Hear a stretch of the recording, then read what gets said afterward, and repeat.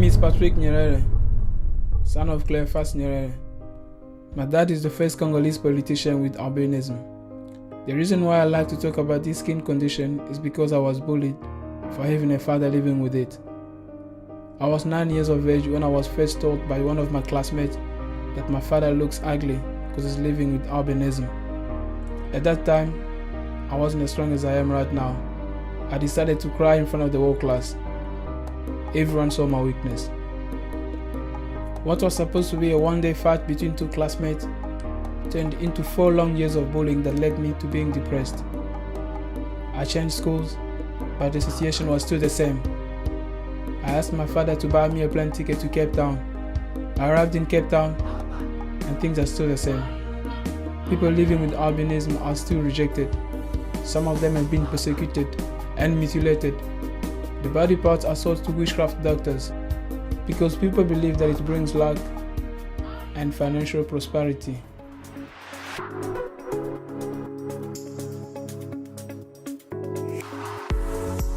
I am the first member with albinism. How has it been for me? I mean, it's been a journey. Obviously society has their own perception of what the condition is. Some people have their own perception of what it does and how they can benefit from that.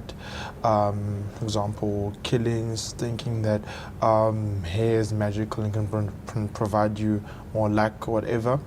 But something that I haven't really experienced, but can't ignore the fact that people actually do go through that, and that's what has actually inspired me to use my platform, which is the fashion industry, to actually engage more with the masses. Because I mean, obviously, the platform is more interesting than just being a normal civilian and just speaking out about it. Free up, my lord. Free up. There we go.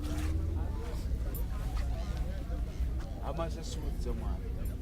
This one's cost 1,000 rand, this one. Ooh, you're killing me, Jamal. No, I'm not killing you. I'm giving you the price, man. Then we can negotiate. This one is 500, that jacket. How much is this? The t-shirts I bring is from 150. Well, being a yellow man, it has its challenges. A lot of people have a lot of perceptions and stereotypes that I had to deal with. I would say people calling me names, whispering about me. Any form of prejudice and discrimination is condemnable because it's usually based on non-facts and preconceived ideas. Prejudice is rooted on seeing differences in others, and stigma and prejudice come from viewing one and as having characteristics that are undesirable or discrediting. So while there are different forms of discrimination and prejudice, the toughest thing about albinism is that there's very little that is happening in terms of awareness and trying to rectify that. Being born with albinism is not a curse from God, and it's not bad luck or anything magical. It's a skin condition. We need to be educated on this specific subject in order for us to see things differently. When we don't understand something, or we don't quite know what it is, why it is, and how it comes about, we become scared of it, and then we try to create our own meanings and explanations about how those things came about and why they are there. There are 4 types of albinism. That's what people don't actually understand about it. So, I mean, my work is to basically educate people about the different types of albinism which affects all the different races, which is ocular albinism 1, 2, 3, and 4. 1 affecting Caucasian people, 2 affecting Africans, black people, i.e. myself, which means that you have pigmentation in your hair and your beard, and a little more pigmentation in your eyes. So your eyes can be green, grey, or blue, dark blue. And then OCA 3 pertains to South Africans, which is when your skin is like orange, and your hair is like dark brown, and this the majority of the people is in South Africa that have that type of albinism. Then OCA 4 is more like OCA 1, which affects white people, but now OCA 4 affects Asians, which includes Indians and Chinese people, Japanese, etc. It's a skin condition, and that's what I want to express to you, and that's what people don't understand, and what people think that albinism is as a collective race, or like a type of like a race of people, like that's an albino person, not knowing that there are different types of the condition, and that it's the same thing as vitiligo. You know, when someone sees someone with vitiligo, they say like, oh hey, it's that person has vitiligo. It's an inherited skin condition. That's what people don't actually understand about it.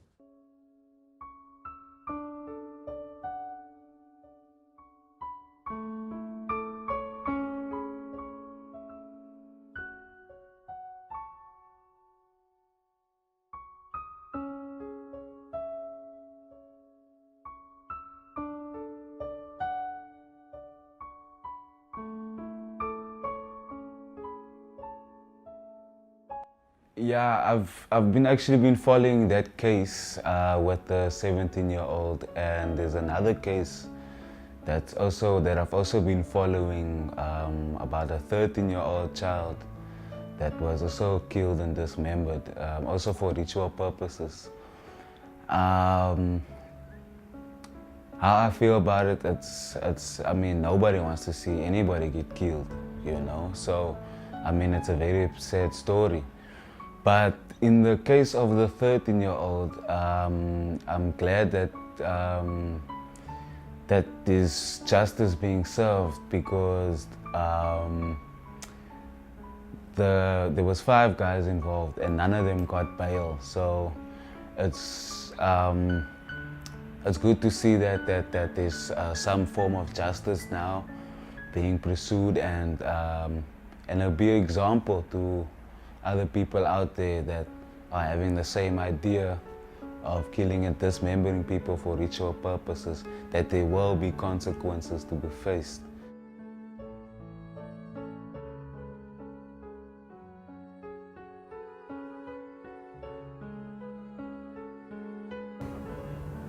If you love someone, I don't understand how you'll be able to actually do something that's so inhumane. My question would be why? Why would you take someone's life for medicine if you love them? Before it was like something that happens once a year, but now this year there's at least 12 killings of people born with albinism in South Africa only. I don't think that victims of prejudice and discrimination need to do anything to get over it, actually. Like, for example, the whole thing that their body parts are used for witchcraft, that is a reality, and that's a fact. That's something that they cannot just get over. That's something that needs to be rectified from the rest of society, so that people understand that those things are not real, and they are just social constructs that are based on people not knowing and just assuming that because they look different, there must be some magical powers that are attached to them. I cannot stress on how important education is, especially about skin conditions in general, because I mean, it's not only people with albinism who are suffering, people with different types of conditions are suffering, just like yourself. If you're light in complexion, you need to put sunscreen. I'm just more prone to sunburn than you, and there's no difference whatsoever to that. I don't disappear when I die. I don't need to stay away from salt because I have albinism, I have a skin condition. These are all the stereotypes and the myths that people through centuries. I mean, I put salt in my food when I cook, and I think that if I'm done when I die, I do think that I'm going to be around in my coffin. I won't disappear. We need to teach society and dispel the myths that surround albinism, because most of the problems that come with viewing them as inferior and viewing them as the other from us is based on the myths that we grow up with and the not understanding the causes of albinism.